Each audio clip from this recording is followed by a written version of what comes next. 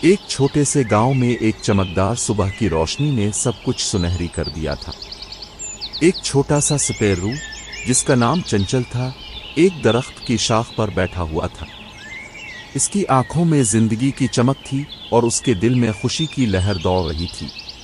وہ اپنی خوبصورت آواز میں چہچہا رہا تھا جو پورے جنگل میں گونج رہی تھی۔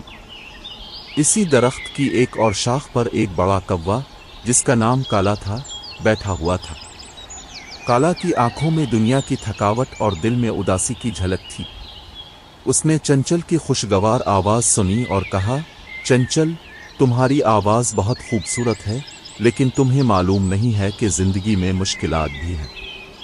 چنچل نے پیار سے مسکراتے ہوئے جواب دیا، کالا بھائی، مشکلات تو سب کی زندگی کا حصہ ہیں، لیکن خوشی اور محبت کے ساتھ زندگی جینے کا طریقہ بھی تو ہمیں سیکھنا چاہیے۔ کالا نے غور سے چنچل کی بات سنی اور پھر کہا، تمہاری باتیں تو سچ ہیں، لیکن مشکلات کے بغیر زندگی کیسے جانی جائے؟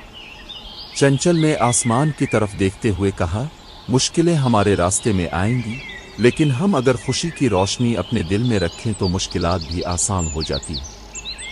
کالا نے چنچل کی باتوں میں سکون پایا اور کہا، شاید تم سچ کہہ رہے ہو، مجھے تمہاری خوشی کی روشنی اپنے دل میں سجا لینی چاہیے۔ اسی لمحے کالا نے محسوس کیا کہ چنچل کی خوشی اور محبت نے اس کی زندگی میں ایک نئی روشنی بھری تھی۔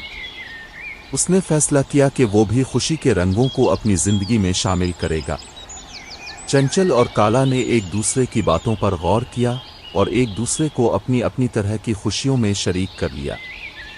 جنگل میں اب خوشی کی نئی لہر دوڑ رہی تھی اور ہر پرندہ، چاہے وہ چھوٹا ہو یا بڑا، اپنی زندگی میں محبت اور خوشی کا پیغام لے کر چل رہا تھا۔